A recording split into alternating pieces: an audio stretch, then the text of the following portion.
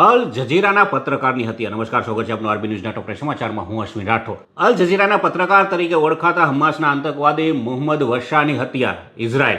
યુદ્ધ વિરામ કે યુદ્ધમાંથી કોઈ એક પસંદ કરો, બંને એક સાથે શક્ય નથી.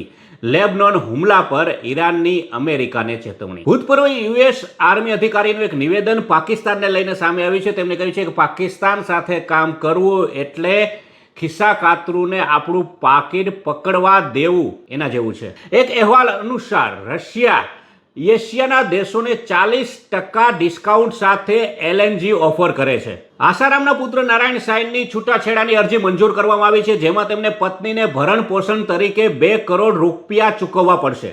IMFના રિપોર્ટમાં કહેવામાં આવ્યું છે કે ભારતનું વધતું સંરક્ષણ બજેટ એ ભારતની આર્થિક ગતિ સૂચવે છે. 15,400 ટન ભરેલું એલપીજી જહાજ મુંબઈ પહોંચ્યું છે, જે 6 એપ્રિલે હોર્મુઝ સ્ટ્રેટમાંથી નીકળ્યું હતું. ભારે પાકિસ્તાનીઓ પણ ગજબ છે. યુદ્ધ વિરામના હજુ ઠેકાણા નથી, ત્યાં પાકિસ્તાનીઓએ શાહબાઝ શરીફ અને મુનીર માટે નોબેલ પુરસ્કારની માંગ કરી છે. બોલો. બુલેટ ટ્રેન પ્રોજેક્ટ હેઠળ ભારતની સૌથી લાંબી 7 કિલોમીટરની ટનલ અંડરસીનું કામ મહારાષ્ટ્રમાં તેજ ગતિએ ચાલી રહ્યું છે. ચંદ્રની સફર કરનારા 4 એસ્ટ્રોનેટ વિચિત્ર પરિસ્થિતિમાં મુકાયા છે, જેમાં અંતરિક્ષમાં બનાવવામાં આવેલું 192 કરોડના ખર્ચનું ટોયલેટ જામ થઈ ગયું છે. તો આ તારના ટોપ 10 ન્યૂઝ અને હું તો આપણી સાથે અશ્વિન રાઠોડ.